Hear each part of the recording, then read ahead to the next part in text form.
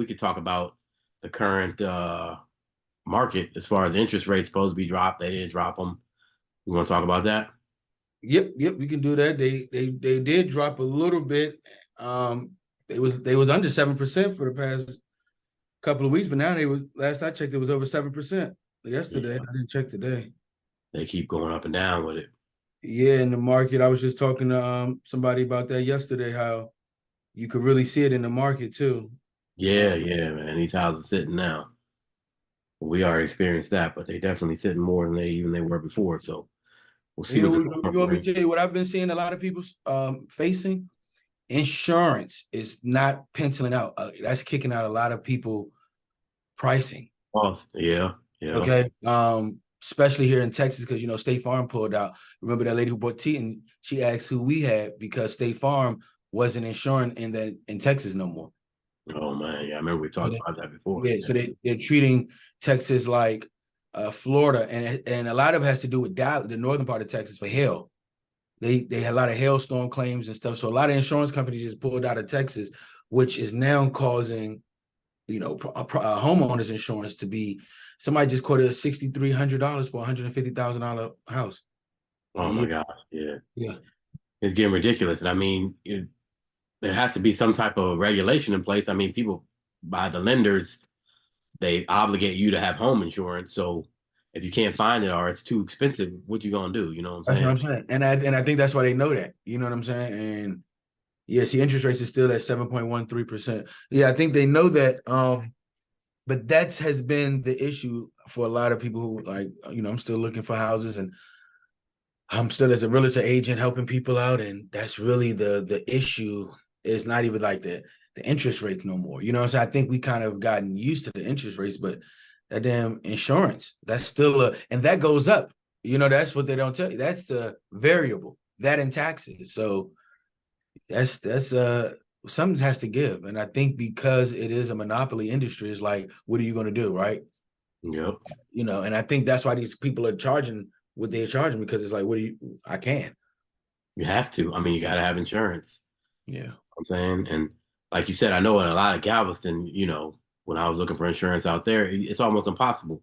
They do have a program, a government program, but it's not any cheaper. It's just a Yeah. matter of because you have to have it. They guarantee that you can get it, but it's not cheaper.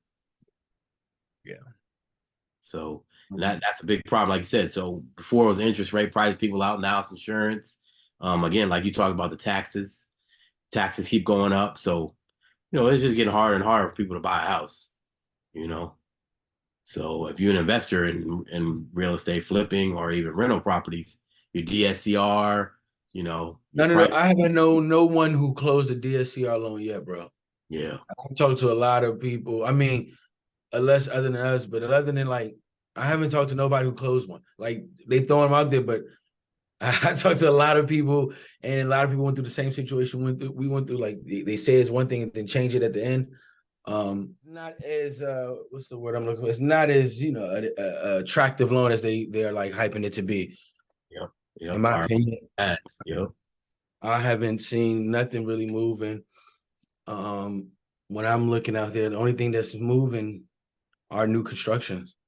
That's That's it. That's it. Yep. And I was actually talking to somebody about that today about the new construction out here in Houston. They're building so much new construction where, people don't want to buy houses that aren't new construction. And then I know a lot of the bigger builders now they're building to rent, like they're building new yeah, homes. yeah. Um, I think that is just the strategy. I don't want to put this on the air, Cam, just FYI, but I do want to switch, like I was talking about to TK. I know we talked about it, switching to duplexes, converting single family to duplexes. I do feel like that is going to be a strong need. That's really going to be like one of the only ways people are going to be able to afford a house, at affordable level. That's really the only thing I can foresee. But the flipping of the houses, unless you can talk directly to the seller themselves and get a good sale, it's not a lot of opportunity out here right now. But new Mm-mm. construction, as you mentioned, I drive around all the time. They're building them up like it's kind of crazy because it's like they're all throwing them up at the same time, which makes me think it was all big builders and somewhat planned. Because as we both know, is you don't get those plans just overnight. You know what I'm saying? So like the fact that they all are just sporadically just like all popping up like different houses, even around Higgins and Paula, they just popping up. Around Idaho, they just popping them up, and it's like, wow, like who are these guys? Those are I do feel like that's their winning for this year. I don't think they're going to take a hit, but Yeah, that new construction. yeah. And there were some people that I spoke to at another networking event that were telling me about, you know, the housing market here in Houston. It's dropped like 5%, the cost.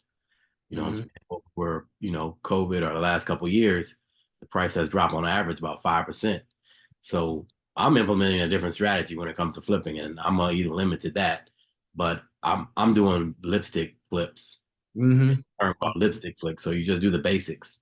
You know what Mm-hmm. I'm saying? Don't try to put a whole lot of money into it because you're gonna have to sell it at a bargain anyway. Mm-hmm. And if you're gonna sell a pre-existing home, it's gonna have to be a huge bargain to make it attractive. We kind of saw that with BF Terry. I mean, look how fast that went. I mean, offers that we had. You know what I'm saying? Mm-hmm. That's what you got to do right now. Mm-hmm. Yeah, it's definitely I have to switch the market up. You can't do nothing too crazy unless you're really adding on major square footage or doing something that's going to really change the house up. But just getting the flip, fixing the roof foundation, those days, I don't see that coming around anytime soon. That's number one. Like I said, rents, the mortgage can't come around here. The housing market here, at least in Houston, is grown too fast. I mean, the rents has raised too quickly and has not kept up with wage increase. Yep.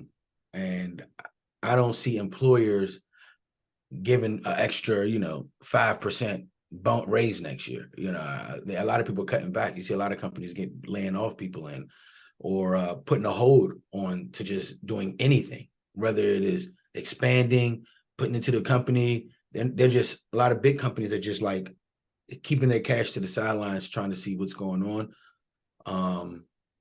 And I think we can't afford to do that because we got bills to pay. But I do think you got to switch. You have to switch and pivot your strategy going forward for sure.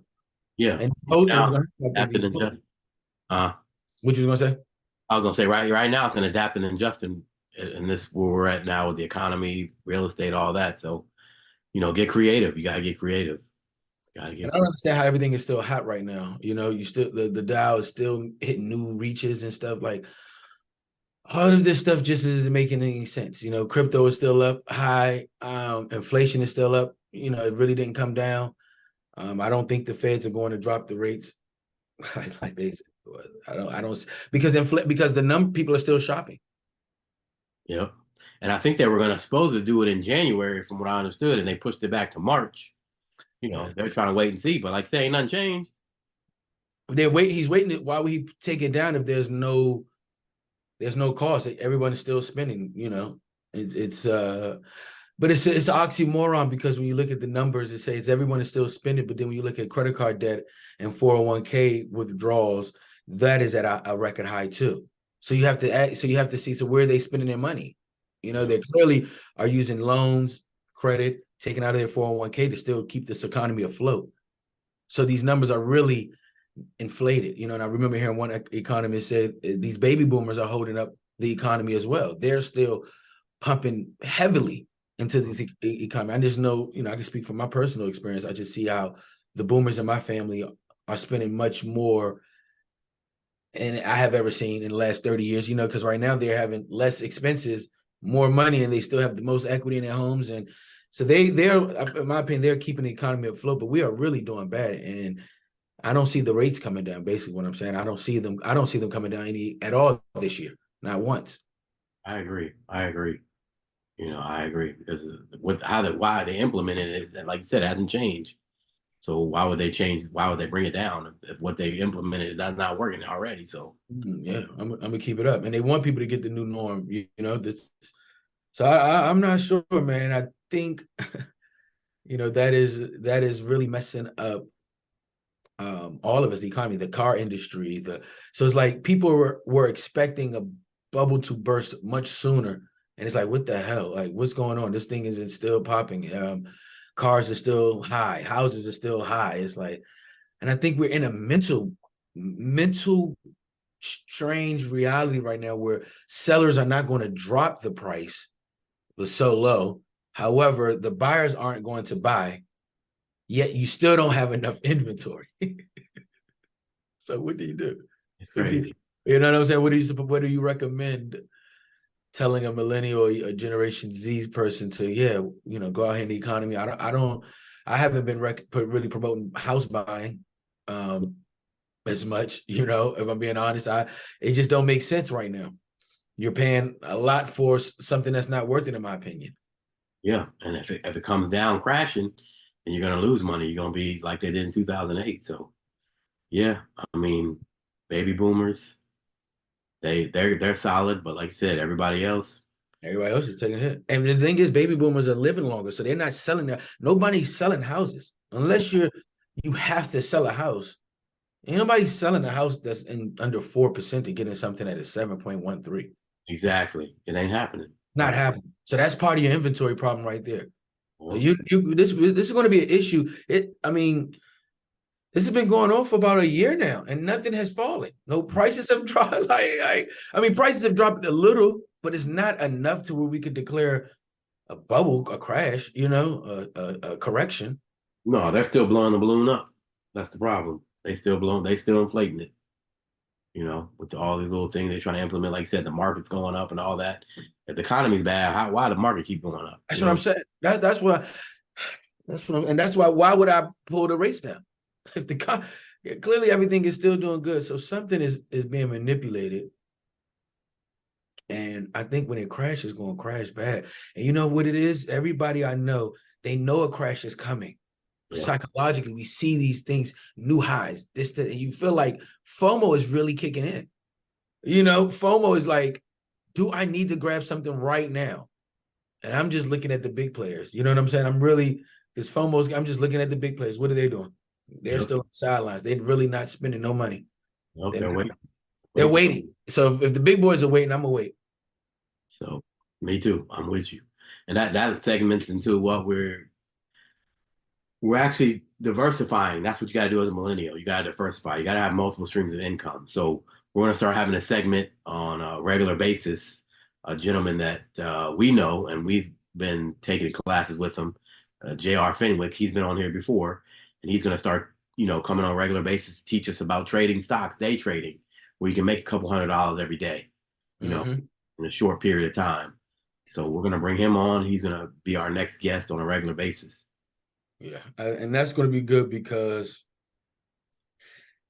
the world is showing us going in the future that you're going to need more than one thing. I was talking to my dad who was 70, be 71 this year. And I said, man, when you was 35, I'll be 35. I said, you didn't know anybody who had two jobs. I said, I can tell you anybody, right? I said, look at anybody that's under 40. They got two jobs, whether they call it a side hustle or a side business or a small business or a little hustle, whatever they call it. They got two forms of income coming in the house. At least. I said, when your father was coming up, when he was 35, his wife didn't even have to work. That's right. I said, so we come from when my grandfather's wife didn't have to work. So my dad, I said, you and mom had to work. Well, I wouldn't have made it. Cool. Now, my generation, me and my wife both work and we got a side job. You know what I'm saying? So it's only getting, as you can see, the dollar isn't going anywhere. It isn't stretching. So we either have to, it's two things that I feel like America's in the midst of right now. We're either getting burnt out or we're going to have to continue to hustle more.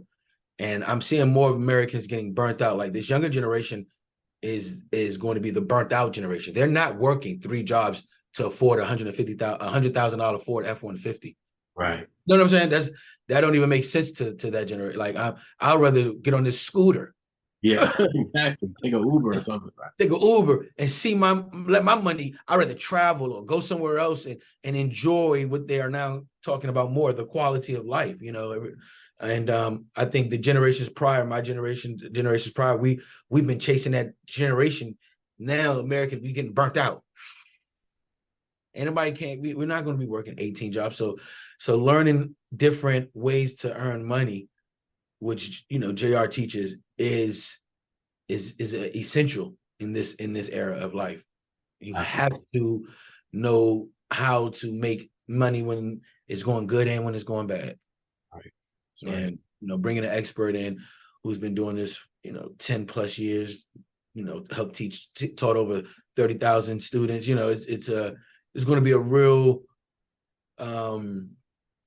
pearl to this podcast. It's going to be an added gem to this podcast. So stay tuned, you guys. I really think you're going to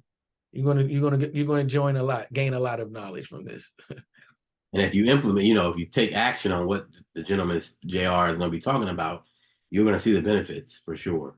And then those that don't, find something else. I'm not saying this is the only answer, but you're going to have to find something.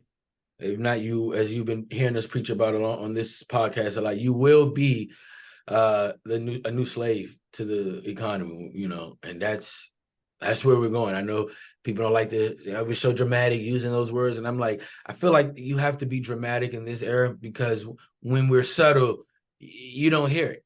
Like, I really gotta take your hand, say, hold your hands open, and put it on the stove like how they did back in the day. You know what I'm saying? Because you ain't really hearing me when I say the stove is hot. So now we got to get dramatic like that. Yeah. Everybody think everything is going to be okay. We all, like 2008, we're going to recover and all that. You're only going to recover so many times when you don't change the system. The system hasn't changed. It's the same system. So these ups and downs, so your lows get lower and your highs get higher, right? And it's just, you're going to have to figure it out. Yeah. So stay tuned to the Black Investors Podcast. We're trying something new right now. Let us know how you like the new setup. Thank you for staying patient with us. For all those who continue to watch, ask questions, shoot us in our DMs. We are here. We are not going anywhere. We're having new segments, new guests. We've been trying to polish up our show, add people to the team, help us out. Because at first it was just Ross and I. We only do it so much, and then we had an editor up north. But we're trying to work on our stuff here. So thank you for being patient with us, you guys. We really appreciate it. So stay tuned. We got a lot of good stuff coming to you. New and improved. Yes. So remember, man, there's two things that we're going to stay in. That's Black Investors. Peace.